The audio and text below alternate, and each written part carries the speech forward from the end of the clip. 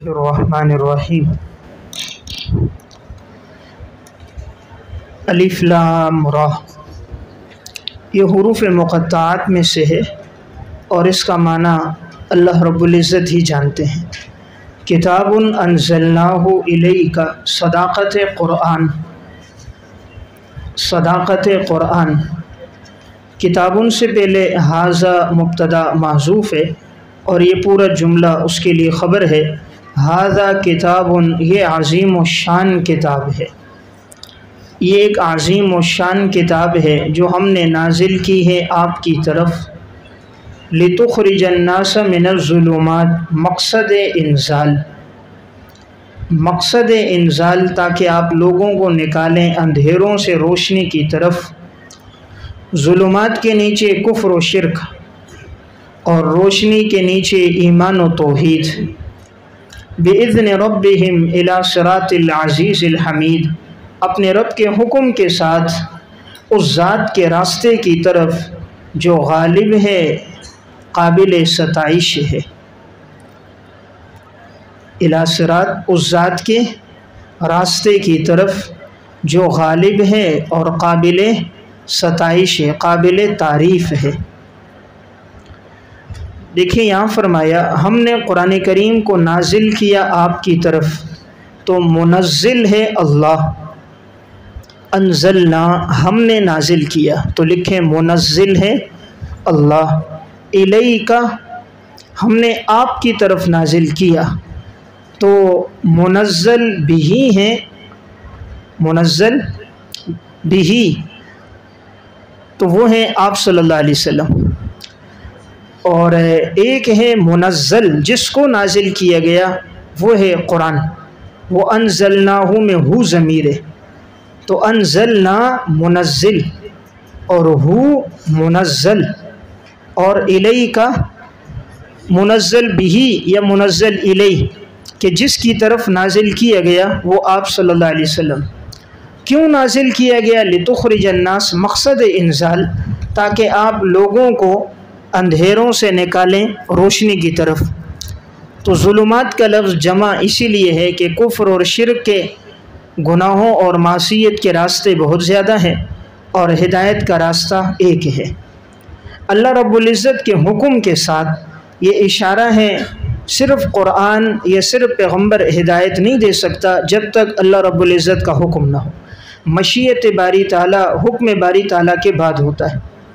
آگے فرمایا اس راستے کی طرف، اس ذات کے راستے کی طرف جو غالب ہے اور قابل ستائش ہے۔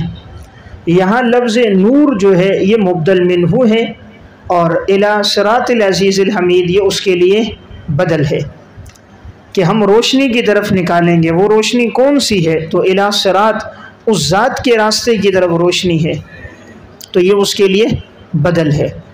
اسی طرح العزیز الحمید یہ مبدل منہ ہے، اور اللہ الذی لہ ما فی السماوات یہ اس کے لیے بدل ہے کہ جو قابل ستائش ہے وہ کون ہے؟ کہا وہ اللہ ہے جو زمین اور آسمان کا بادشاہ ہے۔ بات سمجھ گئے؟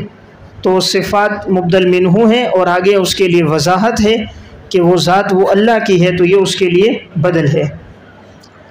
صفاتی ناموں کے بعد جب آگے ذاتی نام آ جائے تو وہ بدل بنتا ہے۔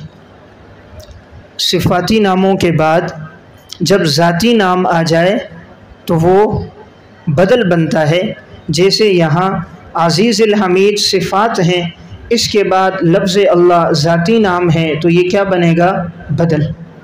اور اگر ذاتی نام کے بعد صفات آئیں تو یہ صفت بنتا ہے، اور اگر ذاتی نام کے بعد صفات آئیں تو یہ بدل بنتا ہے، اور نہیں صفت بنتا ہے۔ جیسے بسم اللہ الرحمن الرحیم، لفظ اللہ ذاتی نام ہے، اس کے بعد رحمن الرحیم ہے، تو یہ صفت ہے۔ الحمدللہ رب العالمین الرحمن الرحیم مالک یوم الدین، لفظ اللہ کے بعد اب یہ جو آ رہی یہ چاروں لفظ اللہ کی صفتیں ہیں۔ بات سمجھ گئے؟ جب صفات کے بعد اللہ تعالیٰ کا اسم ذات آئے گا تو وہ بدل واقع ہوگا، اور جب ذات باری تعالیٰ کے نام کے بعد آگے صرف آئیں گے اوصاف، تو وہ ترکیب میں صفت واقع ہوں گے۔ تو یہاں چونکہ پہلے صفات ہیں عزیز الحمید، تو یہ مبدل منہ ہے، اس کے بعد لفظ اللہ ذات باری تعالیٰ کا علم ہے، تو یہ ترکیب میں بدل ہے۔ اب یہاں لفظ اللہ کا تذکرہ بعد میں آیا اور صفات کا تذکرہ پہلے آیا۔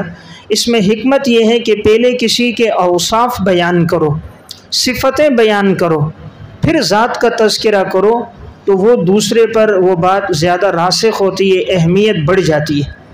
مثلا آپ کسی عالم کو دعوت دیں تو پہلے اس کو بیان کرانے سے پہلے اس کا تذکرہ کریں کہ یہ عالم ہے، مصنف ہے، اچھا محدث ہے، اللہ نے ان کو یہ عزت دی ہے، ان کے اوصاف اور کمالات اور صفات کا تذکرہ کر کے پھر ان کے نام کے ساتھ انہیں دعوت دی جائے، بلایا جائے، تو یہ مجمع پر زیادہ اثر کرتا ہے۔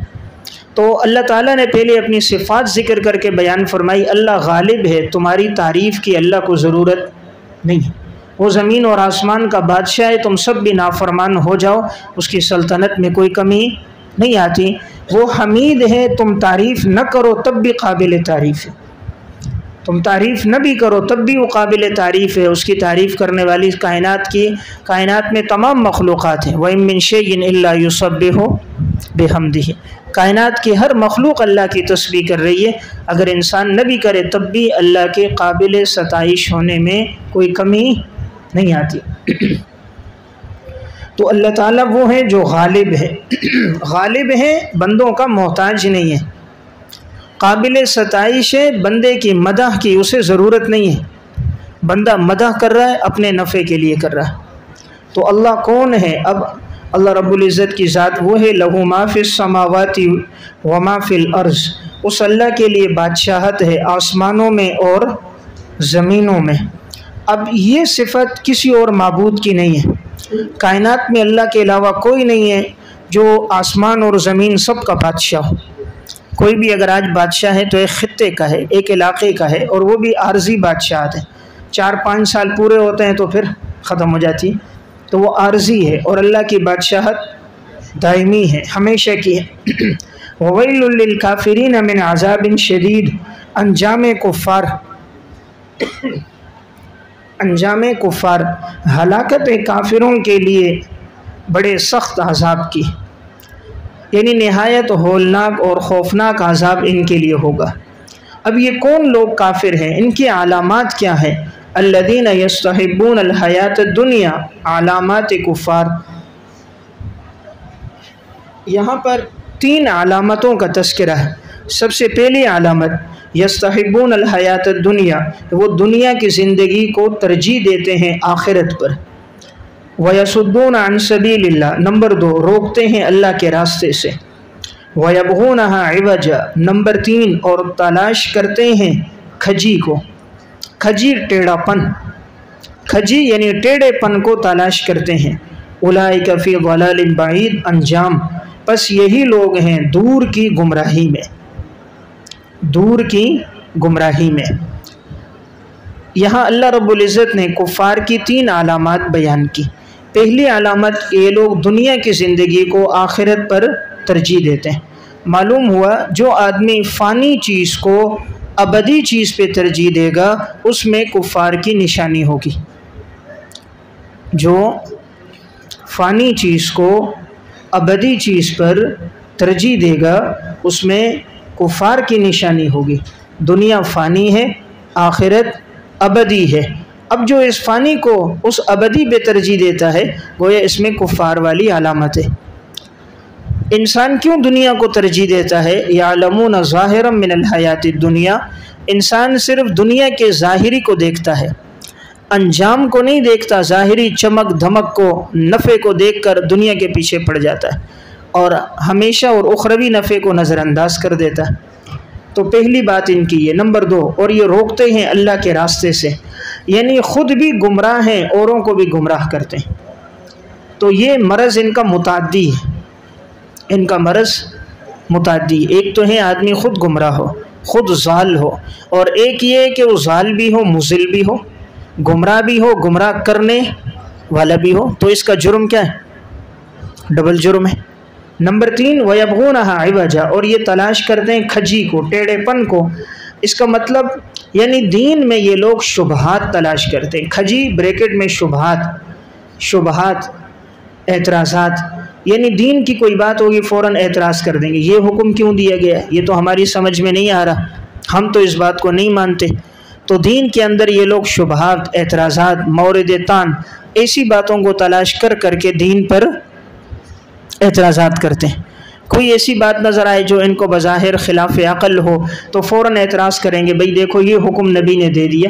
اب جیسے حضور واقع معراج پر گئے تو جیسے حضور واپس آئے فوراً انہوں نے شبہات شروع کر دیے۔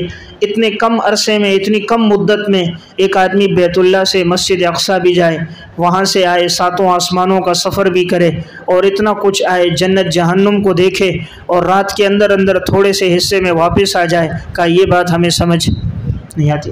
مکہ سے تو شام کا اور فلسطین کا تو اتنا سفر ہے، وہ تو اتنے دنوں کا سفر ہے، اور یہ پیغمبر کہہ رہے میں ایک رات میں پہنچ گیا۔ تو اب یہ لوگ اس میں کیا تلاش کرتے ہیں؟ کھجی۔ یہ ہے ٹیڑھا پن، عقل کو مانتے ہیں، انہوں نے عقل کو معبود بنایا۔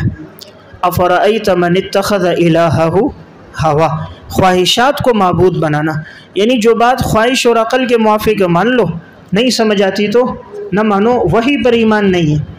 حالانکہ مومن کی صفت الذین یؤمنون بالغیب، مومن غیب پر ایمان لاتا ہے۔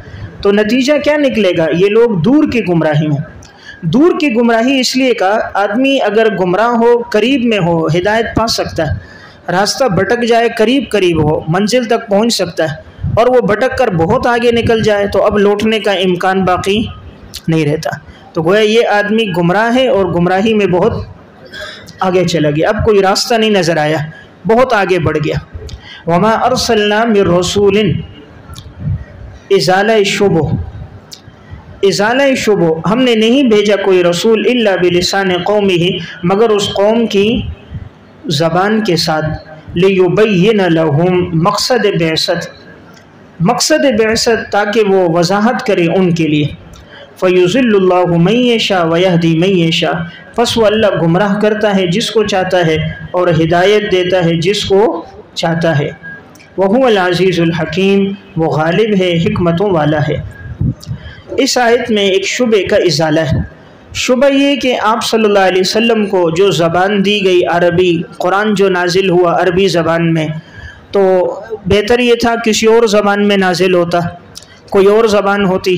اب مثلا عجمی زبان میں ہوتا، یہاں تو شک ہے کہ چونکہ آپ صلی اللہ علیہ وسلم عربی دان ہیں تو معاذ اللہ حضور نے خود بنا لیا ہوگا، تو اس لیے کوئی اور زبان ہوتی تاکہ ہمیں شک شبہ نہ ہوتا۔ ہمیں شک ہے کہ اس نے خود بنایا ہوگا، اس لیے کہ یہ اس کی اپنی زبان ہے۔ تو جواب یہ کہ ہم نے تو ہر رسول کو جو زبان دے کر بھیجی وہی تھی جو اس کی قوم کی زبان تھی۔ تو حضور جس قوم میں آئے، مکہ میں آئے، مشرکین کی طرف آئے، وہ سب عربی دان تھے، اس لیے پیغمبر بھی عربی دان ہے۔ اب اگر پیغمبر ہوتا عجمی، ان کی زبان ہوتی عربی، تو پیغمبر ان کو سمجھاتا کیسے؟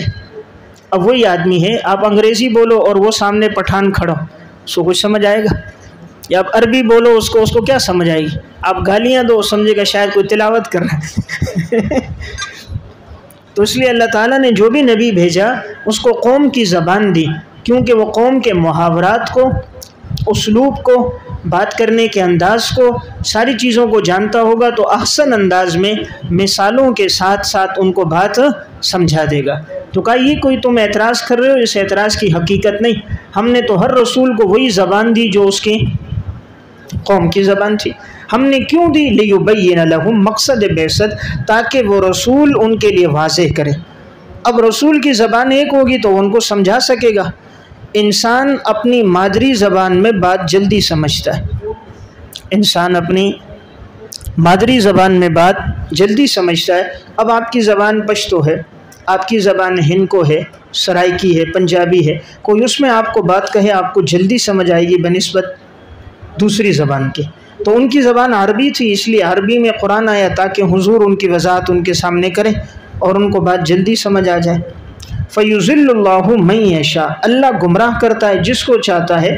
لکھیں اللہ گمراہ کرتا ہے جو ضدی ہوتا ہے اور معاند ہوتا ہے، گمراہ کرتا ہے ضدی اور معاند کو، اور ہدایت دیتا ہے منیب کو۔ اور ہدایت دیتا ہے منیب کو۔ دیکھیں جو رجوع اللہ کرنا چاہتا ہے، صدق دل سے پڑھتا ہے اور اپنے دل کی تختی کو صاف رکھتا ہے، اللہ اس کو ہدایت دیتا ہے۔ لیکن اگر وہ قرآن کو پڑھتا ہے، ضدی ہے، اعتراض کی نیت سے پڑھ رہا ہے، معاند ہے، بات نہیں مانتا، تو وہ قرآن پڑھ کے بھی گمراہ ہوگا۔ اور اگر وہ منیب رجوع کرنا چاہتا ہے، بات سمجھنا چاہتا ہے، تو اللہ اس کے ذریعے سے اس کو ہدایت دیتا ہے۔ تو اس لیے بہت سے لوگ قرآن پڑھ کر بھی کیا ہوں گے؟ گمراہ ہو جائیں گے۔ کہتے ہیں جی ہم قرآن کا مطالعہ کر رہے ہیں، یہ کوئی مطالعے کی کتاب ہے؟ ہم آج کل اس کا مطالعہ کر رہے ہیں۔ مطالعے کی نہیں، یہ تلاوت اور عمل کی کتاب ہے، اپنی زندگی میں لانے کی ہے۔ تو جو صرف معلومات کے لیے پڑھ رہے ہوتے ہیں اور غیروں سے پڑھتے ہیں، صرف لغت کا سہارا لیتے ہیں، ماہرین فن سے اور متدین اور محقق اور مستند علماء سے نہیں پڑھتے، بھٹک جاتے ہیں، صرف لغت کا سہارا لیتے ہیں، الفاظ کی تشریح غلط کر لیتے ہیں۔ تو بہرحال قرآن کریم میں اللہ نے فرمایا اللہ گمراہ کرتا ہے جس کو چاہے، یعنی ضدی اور معاند کو، اور ہدایت دیتا ہے جس کو چاہتا ہے، یعنی منیب کو، جو ہدایت کا طلبگار ہو اسے۔ وَهُوَ الْعَزِيزُ، وہ غالب ہے۔ بھئی گمراہ بھی کرتا ہے، ہدایت بھی دیتا ہے، دونوں صفتیں کیسے ہیں؟ اس لیے کہ وہ غالب ہے۔ دونوں صفتیں بیک وقت اللہ میں ہیں، گمراہ بھی کر رہا ہے، ہدایت بھی دے رہا ہے، یہ کیسے ہو سکتا ہے؟ کہا وہ غالب ہے۔ حکیم ہے، جس کو چاہتا ہے گمراہ کرتا ہے، حکیم ہے، جس کو چاہتا ہے ہدایت دیتا ہے۔ تو جس کو چاہے گمراہ کرے اس کی حکمت ہے، جس کو چاہے ہدایت دے اس میں حکمت ہے۔ تو اللہ کے فعل پر کوئی اعتراض نہیں ہو سکتا۔ اللہ تعالیٰ نے جس کو جس حال میں رکھا اللہ خوب جانتا ہے۔ کسی کو اندھا رکھا، کسی کو لنگڑا رکھا، کسی کو لولا رکھا، کسی کو بہرا، کسی کو اللہ نے قوت گویائی نہیں دی، اللہ اپنے کاموں پہ بہتر سمجھتا ہے۔ ورنہ جس کو اللہ نے جو حالت میں رکھا وہ بدل جائے نا، تو وہ نافرمانی سرکشی میں بہت بڑھ جائے۔ موسیٰ علیہ السلام ایک جگہ سے گزرے، دیکھا چند بچے پانی میں نہا رہے ہیں اور ایک اندھا قریب میں کھڑا ہوا ہے۔ موسیٰ علیہ السلام کو بڑا ترس آیا، سارے بچے نہا رہے ہیں اور یہ غریب اکیلا کھڑا ہے۔ پوچھا بھائی تو کیوں نہیں نہاتا؟ کہا میں اگر ہوں تو یہ لوگ مجھے ڈبوتے ہیں اور اوپر سے پکڑ کے میرا سر اندر ڈالتے ہیں تو کہیں میں ڈوب جاؤں گا، اس لیے کہ مجھے نظر نہیں آتا کون میری طرف آ رہا ہے۔ موسیٰ علیہ السلام نے اللہ سے دعا کی کہ اللہ تو اس کو بینا کر دے، اس کو آنکھیں دے دے۔ اللہ رب العزت نے فرمایا موسیٰ میں اپنے کاموں پہ بہتر سمجھتا ہوں، لیکن چونکہ پیغمبر تھے دعا کر لی، اللہ نے دعا قبول کی اور اس کو بینائی دے دی۔ چند دنوں بعد گزر ہوا، دیکھا وہ اکیلا نہا رہا ہے، باقی سارے بچے باہر کھڑے ہیں، باقی سارے باہر کھڑے ہیں، کوئی اندر نہیں ہے۔ موسیٰ علیہ السلام نے پوچھا بھئی تم لوگ کیوں کھڑے ہو؟ کہا جب سے اس کی بینائی آئی ہے یہ کسی کو اپنے ساتھ نہانے نہیں دیتا، جو نہانے جاتا ہے اس کو ڈبو دیتا ہے، جب تک مرتا نہیں ہے اس کا سر اوپر نہیں اٹھاتا، اس لیے جب یہ نہا کے نکلے گا پھر ہم جائیں گے۔ تو موسیٰ علیہ السلام اللہ کے سامنے سجدے میں گر گئے، یا اللہ آپ اپنے کاموں کو بہتر سمجھتے، اس لیے اللہ کا جو فیصلہ ہے اس میں بڑی حکمت ہے۔ وَلَقَدْ أَرْسَلْنَا مُوسَىٰ بِآيَاتِنَا، دلیل نقلی نمبر 1۔ انبیاء علیہ السلام کے واقعات کا تذکرہ ہوگا، اس میں اب سب سے پہلا واقعہ آ رہا ہے حضرت موسیٰ علیہ السلام کا۔ ہم نے یقیناً موسیٰ علیہ السلام کو معجزات دے کر بھیجا۔ ان اخرج سے پہلے قلنا، اور ہم نے کہا ان اخرج قومک من الظلمات، کہ آپ نکالیے اپنی قوم کو اندھیروں سے روشنی کی طرف، وذکرہم بایام اللہ، اور آپ ان کو یاد دلائیے اللہ کے ایام، اللہ کے ایام، اللہ کے دن ان کو یاد دلائیے، بریکٹ میں نعمت اور عذاب کے، نعمت اور عذاب کی باتیں اور واقعات ان کو یاد دلائیے۔ ان فی ذلک لآیات لکل صبار شکور، یقیناً اس میں نشانیاں ہیں ہر اس آدمی کے لیے جو شکر کرنے والا ہے اور جو صبر کرنے والا ہے، جو شکر کرنے والا ہے اور صبر کرنے والا ہے۔ صبار کے نیچے مصیبتوں پر صبر کرنے والا ہے اور نعمتوں پر شکر کرنے والا ہے، مصیبتوں پر صبر کرنے والا ہے اور نعمتوں پر شکر کرنے والا ہے۔ دیکھیں اس آیت میں فرمایا ہم نے موسیٰ علیہ السلام کو نشانیاں دے کر بھیجا۔ نشانیاں کیا تھیں؟ عصا اور ید بیضا، یہ دو بڑے بڑے معجزات تھے، اور بھیجنے کا مقصد قوم کو اندھیروں سے نکالو۔ یہاں دیکھیں لفظ قوم ہے اور اوپر آیت میں تھا لتخرج الناس من الظلمات۔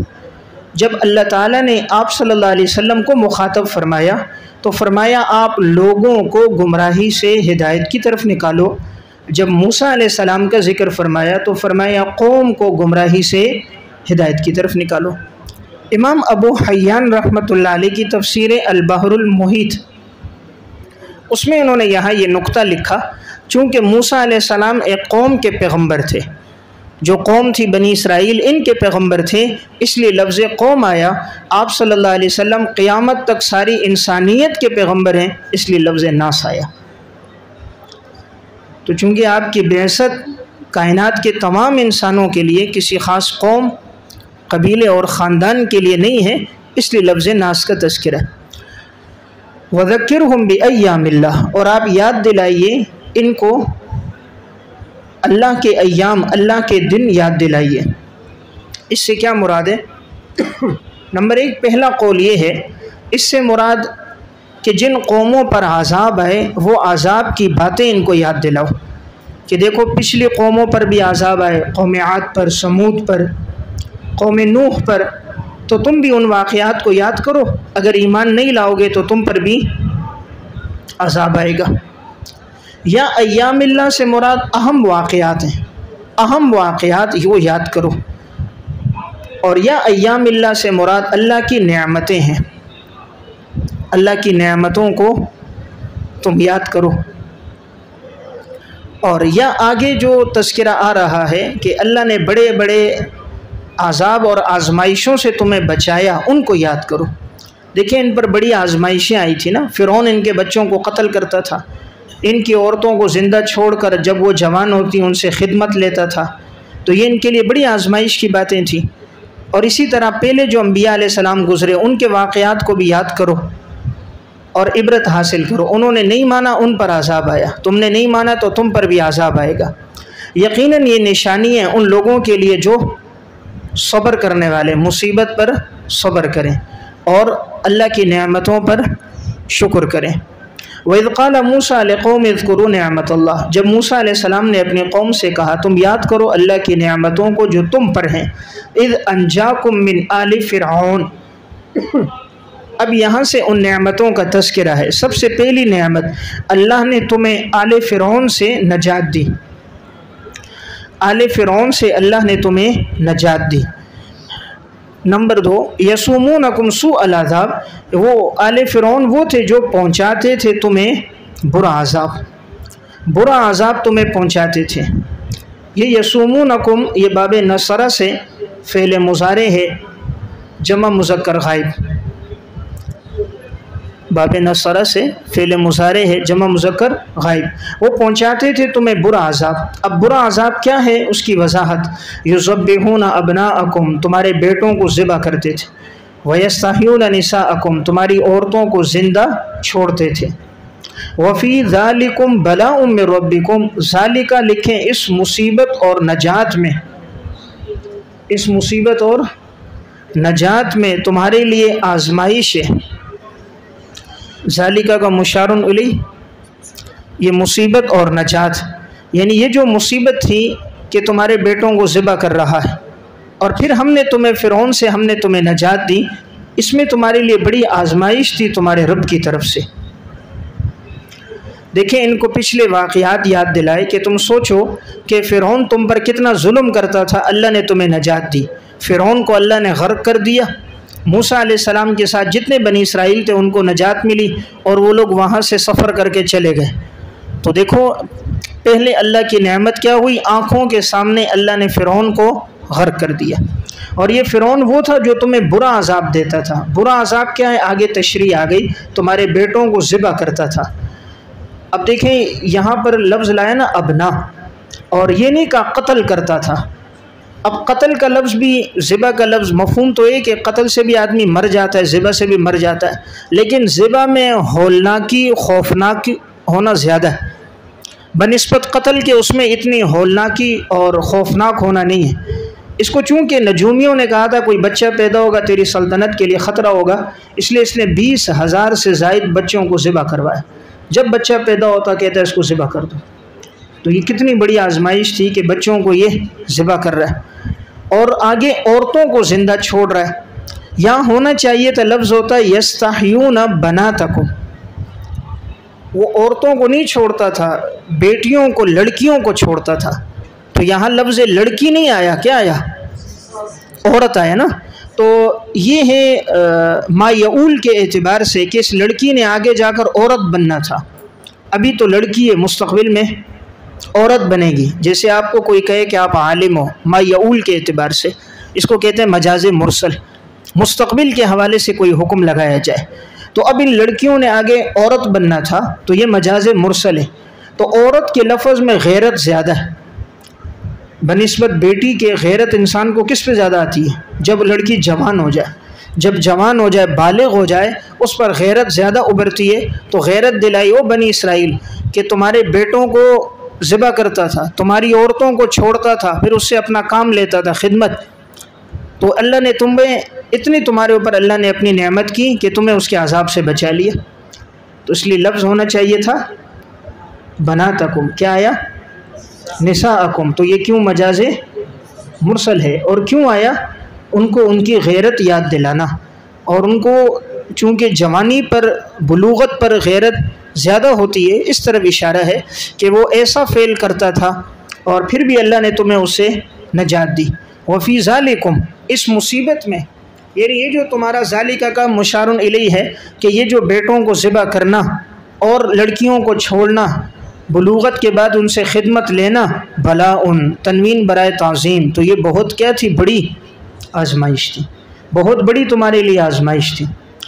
وَإِذْ تَأَذَّنَ رَبُّكُمْ، جب آگاہ کیا تمہیں تمہارے رب نے، آگاہ کیا، اطلاع دی، لَإِن شَكَرْتُمْ لَأَزِيدَنَّكُمْ، البتہ اگر تم شکر کرو گے تو میں نعمت میں ضرور بے ضرور اضافہ کر دوں گا۔ وَلَئِن كَفَرْتُمْ إِنَّ عَذَابِي لَشَدِيدٌ، اور اگر تم ناشکری کرو گے تو یقیناً میرا عذاب بہت سخت ہے۔ تو یعنی تم میری نعمت کا شکر کرو، اللہ نے تمہیں فرعون سے نجات دی، تو تم شکر کرو گے میں اضافہ کروں گا۔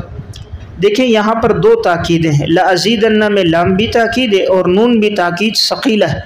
تو جتنا انسان شکر کرتا ہے اللہ اس نعمت کو بڑھا دیتا ہے، اور جب انسان ناشکری کرتا ہے تو اگلے جملے کے اندر بھی تین تاکیدیں۔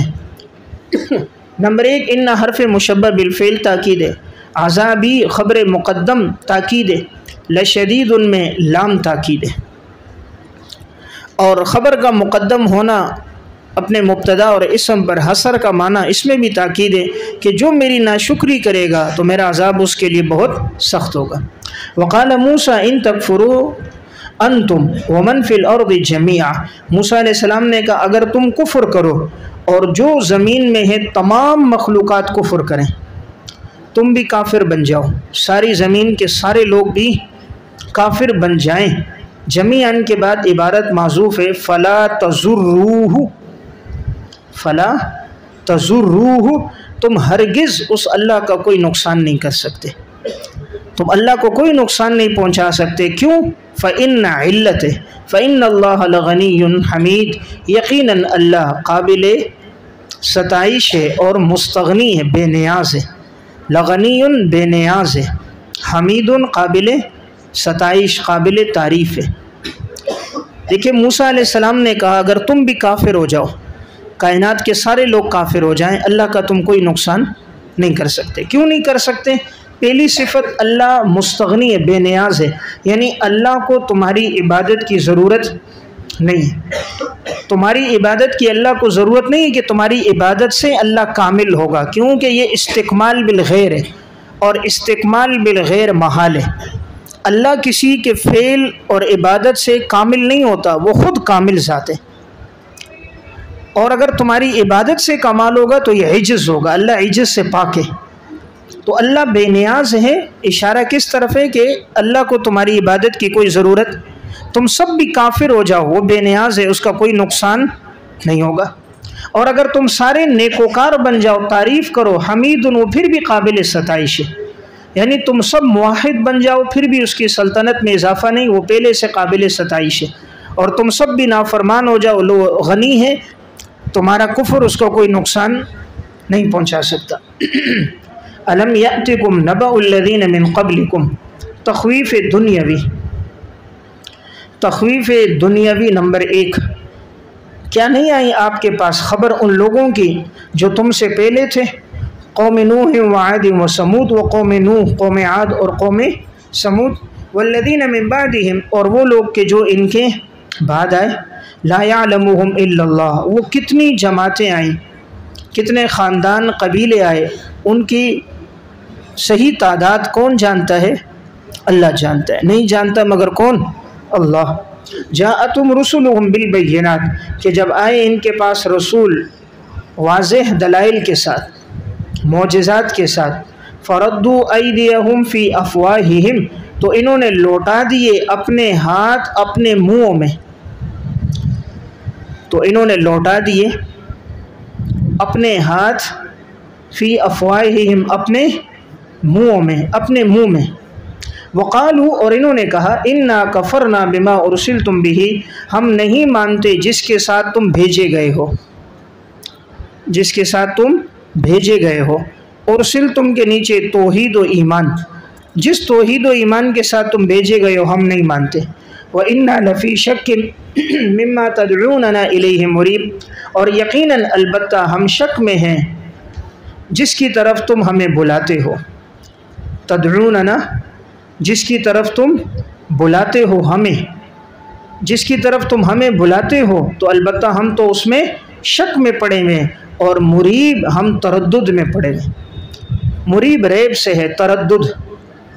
مریب کہا جاتا ہے اضطراب میں ڈالنے والا، جو انسان کو اضطراب میں ڈالے، بے چین کرے، قلق میں ڈالے، وہ ریب ہے۔ دیکھیں اس آیت میں فرمایا موسیٰ علیہ السلام کو کہا ان کو خبر دو کہ تم سے پہلے قومیں بھی آئیں، قوم نوح، قوم عاد، قوم سمود، دیکھو ان لوگوں نے نہیں مانا تو اللہ نے ان کو عذاب دیا، تم بھی یاد رکھو نہیں مانو گے تو اللہ تمہیں بھی عذاب دے گا۔ فرمایا 3 قوموں کا تو ہم نے نام لے لیا، والذین من بعدہم، ان کے بعد اور بھی بہت ساری قومیں آئی، بہت سارے قبیلے آئے، بہت سے پیغمبر آئے، اور ان کی صحیح حقیقت، صحیح تعداد کوئی نہیں جانتا سوائے اللہ کے۔ یعنی کتنے قومیں، خاندان آئے جنہوں نے نہیں مانا، ہم نے ان کو عذاب دیا، ان کے بارے میں مکمل معلومات صرف اللہ جانتا ہے۔ ہم نے تو تمہیں 3 کا تذکرہ کیا۔ پھر فرمایا ہر نبی آیا واضح معجزات لے کر، تو اب قوم کے لوگوں نے اپنے ہاتھوں کو لوٹا دیا اپنے منہ میں۔ اب اس جملے کا کیا مطلب ہے؟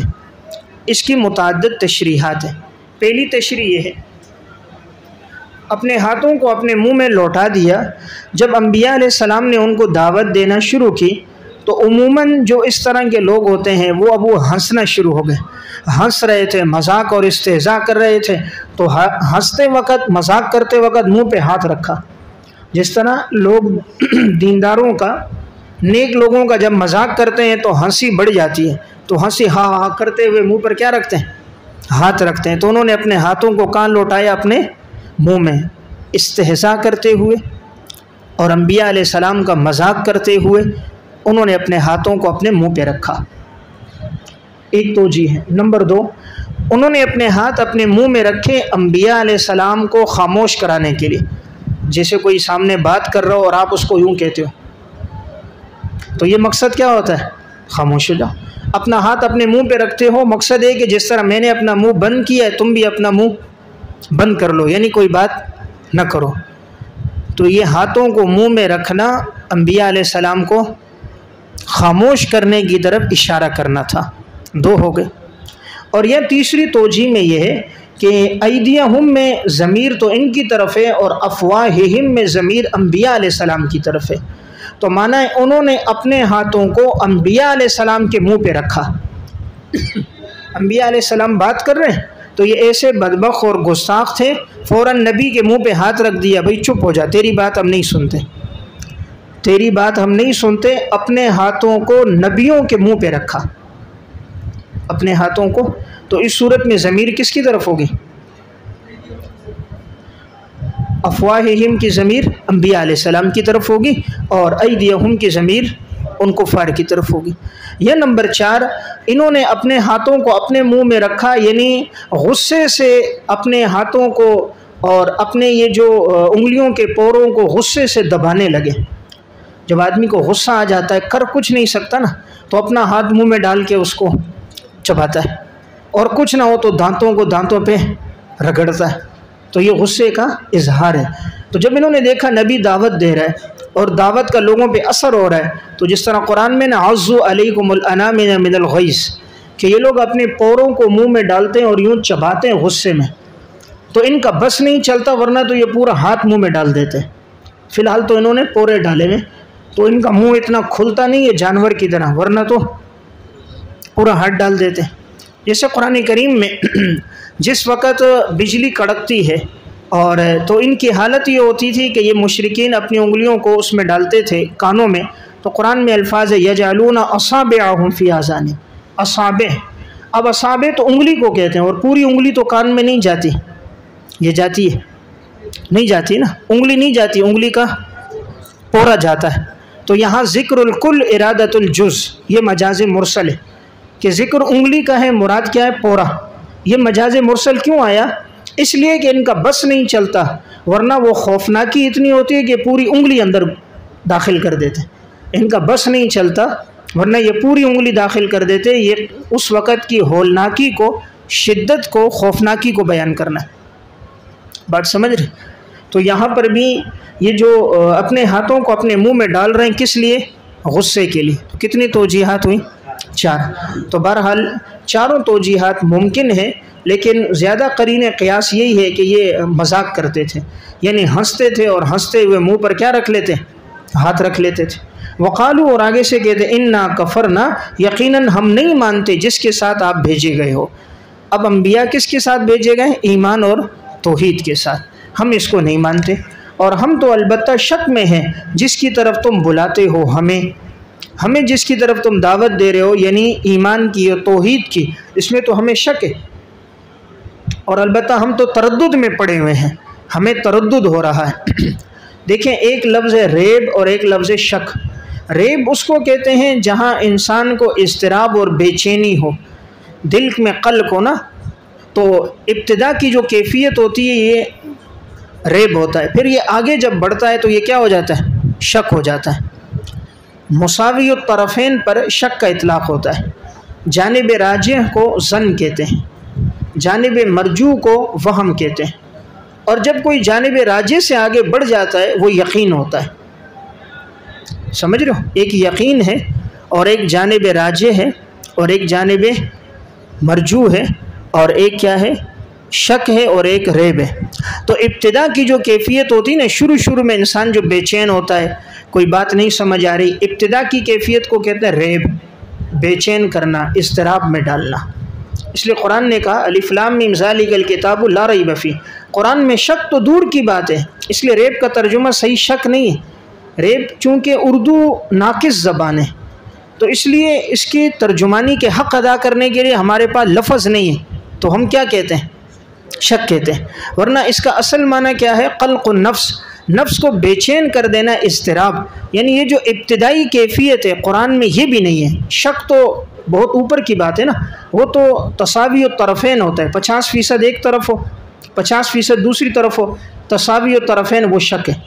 آپ نماز پڑھ رہے ہیں، دل میں خیال آتا ہے میں نے 3 رکعت پڑھی، پھر آتا ہے نہیں یار ہو سکتا ہے میں نے 2 رکعت پڑھی، تو اگر یہ دونوں طرف برابر ہوں، کسی ایک طرف میں غلبہ نہ ہو، دونوں طرف برابر ہو ذہن، تو یہ ہوگا شک۔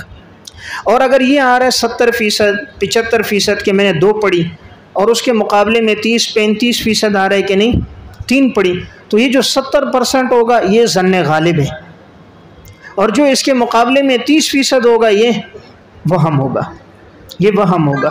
اور شک کیا ہوگا؟ تساوی طرفین ہوگا۔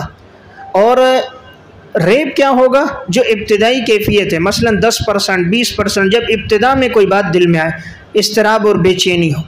اور یقین کیا ہوتا ہے؟ جو ظن غالب سے بھی آگے بڑھ جاتا ہے، مثلا 90%، 95% آپ کو یقین ہے کہ نہیں یار میں نے 2 رکعت ہی پڑھی، اور آپ کو شرح صدر ہو رہا ہے، اور 95% آپ کو اس بات پر ہے، تو پھر وہ کیا ہوگا؟ یقین ہوگا۔ اب اس کے مقابلے میں 5-10% کا کوئی اعتبار نہیں ہوتا۔ تو یہ کہتے تھے کہ جس کی طرف تم ہمیں بلا رہے ہو اس بات میں ہمیں تردد ہے، ہم شک کے اندر ہیں، ہم اس کو قبول نہیں کر رہے۔ قالت رسلہم افی اللہ شک، رسولوں نے کہا کیا تم اللہ کی توحید میں شک کرتے ہو؟ افی اللہ کے نیچے توحید، کیا تم لوگ اللہ کی توحید میں شک کرتے ہو؟ فاطر السماوات والارض، اللہ تو وہ ہے جو زمین اور آسمان کا خالق ہے۔ یدعوکم لیغفر لکم من ذنوبکم، وہ بلاتا ہے تمہیں تاکہ وہ تمہارے گناہوں کو معاف کر دے، وَيُؤَخِّرَكُمْ إِلَىٰ أَجَلٍ مُّسَمًّى، اور مہلت دے تمہیں ایک وقت مقرر تک۔ قالو، تو ان کفار نے کہا تم نہیں ہو مگر تم تو ہماری طرح بشر ہو، الا بشر مثلنا، تم ہماری طرح بشر ہو، تريدون ان تصدون عما كان يعبد آباؤنا، تم تو چاہتے ہو تم ہمیں روک دو ان معبودوں سے جن کی ہمارے آبا و اجداد عبادت کرتے ہیں۔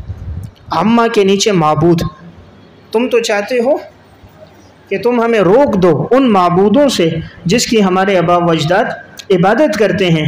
فَأْتُونَا بِسُلْطَانٍ مُبِينٍ، اور تم لے آؤ ہمارے پاس واضح دلیل۔ واضح دلیل تو انبیاء لائے، مراد تھا فرمائشی معجزہ، جو ہم چاہ رہے ہیں وہ لے کر آؤ۔ اللہ جو چاہ رہا ہے، نبی جو چاہ رہے وہ نہیں چاہیے ہمیں کیا چاہیے؟ جو ہم چاہ رہے ہیں، جو ہم دلیل چاہ رہے ہیں وہ دلیل آپ لے کر آؤ، یعنی فرمائشی معجزہ۔ تو خلاصہ یہ ہے، انبیاء علیہ السلام نے جب انہیں دعوت دی تو دیکھیں توحید کے بارے میں سمجھایا کہ تمہارا رب وہ ہے جس نے آسمان اور زمین کو پیدا کیا، اور وہ تم جب اس کو مانو گے یکتا اور اکیلا تو اس کا فائدہ دنیا میں اور آخرت دونوں میں تمہیں ملے گا۔ فائدہ یہ ہوگا وہ اللہ تمہارے گناہوں کو معاف کر دے گا۔ جب تم ایمان لے آؤ گے تو سابقہ سارے گناہ تمہارے معاف ہو جائیں گے۔ نمبر 2، اب اگر تم ایمان نہیں لاتے تو وہ تمہیں مہلت دے گا ایک وقت مقرر تک۔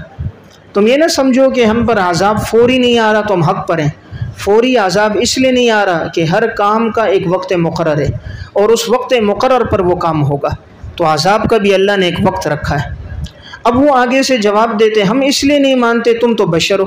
اب توحید کی بات جب سمجھا دی، اب کوئی اعتراض کا موقع نہیں رہا، تو آگے سے کہا جی ہم اس لیے نہیں مانتے، تم تو ہماری طرح بشر اور انسان ہو، تو تم بشر ہو، نبی تو وہ ہونا چاہیے جو کیا ہو؟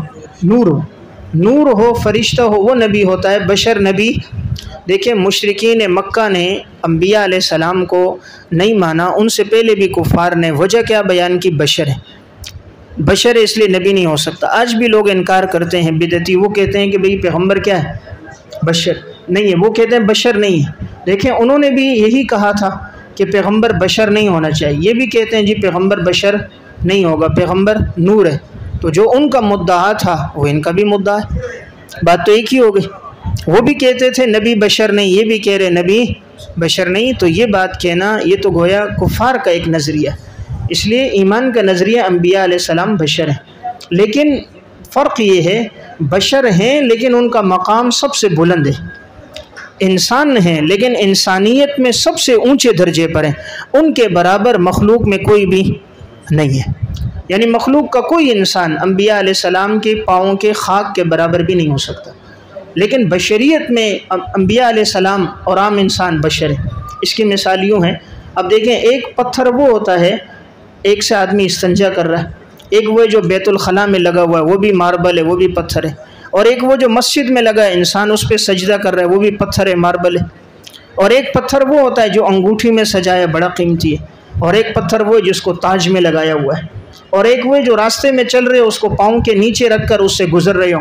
تو پتھر سب ہیں، پتھر سب ہیں، جنس میں سب پتھر ہیں، لیکن جو تاج میں سجدہ ہے اس کا مقام، جو انگوٹھی میں سجدہ ہے اس کا مقام، جس پہ سجدہ ہوتا ہے اس کا مقام اس پتھر سے کئی گنا زیادہ جس سے استنجا ہوتا ہے یا جو پاؤں کے نیچے آتا ہے۔ تو پتھر ہونے میں تو برابر ہیں لیکن مقام اور مرتبے میں فرق ہے۔ تو انبیاء علیہ السلام بشر تھے لیکن ان کا مقام مرتبہ بلند تھا۔ اور اللہ نے کیوں بشر بنایا؟ قرآن نے خود بتا دیا، اس لیے کہ جن کی طرف بھیجا گیا وہ سب بشر تھے، تو اس لیے اللہ نے ان کو بشر بنایا۔ اگر جن کی طرف بھیجا گیا وہ نور ہوتے تو اللہ ان کو نور بناتا۔ انبیاء علیہ السلام میں بشر کے لوازمات موجود تھے۔ اب جو کہتے ہیں بشر نہیں ہے وہ بات ٹھیک نہیں ہے۔ دیکھیں بشر کے لوازمات، شادی کرنا، آپ صلی اللہ علیہ وسلم نے 11 نکاح کیے، جبرائیل امین نے کوئی شادی کی یا میکائیل علیہ السلام یا اسرافیل علیہ السلام؟ نہیں کی۔ انبیاء علیہ السلام تمام نے شادیاں کی، تو شادی کرنا علامت بشریت کی۔ آپ صلی اللہ علیہ وسلم کی اولاد ہوئی، 4 بیٹیاں 3 بیٹے، تو بشر ہونے کی علامت ہے۔ آپ کو احد میں زخم لگا، 2 دندانے مبارک شہید ہوئے۔ آپ کے جسم سے خون بہا، طائف کے موقع پر آپ کے جسم سے خون بہا، آپ کو بھوک لگی ہے، آپ کھانا کھاتے تھے، آپ نے پیٹ پہ پتھر باندھے ہیں، پیاس لگتی پانی پیتے، رات کو آرام کرتے سوتے، یہ سب علامات کس کی ہیں؟ تو یہ ہے لوازمات بشریت۔ تو جب لوازمات بشریت موجود ہیں تو انبیاء علیہ السلام بشر بھی ہیں۔ تو قرآن کریم میں بھی انہوں نے انکار اس لیے کیا کہ آپ ہماری طرح ہو، یعنی پیغمبر وہ ہو جو نور ہو، تو ان انتم نہیں ہو تم مگر ہماری طرح بشر، اور تم چاہتے ہو کہ تم ہمیں روک دو ان معبودوں کے طریقے سے جس کی عبادت کرتے آئے ہمارے آبا و اجداد، پس تم لے آؤ ہمارے پاس واضح دلیل، یعنی وہ معجزہ جو ہم چاہ رہے ہیں، تو ہمارا معجزہ ہماری منشا کا فرمائشی لاؤ تب مانو گے۔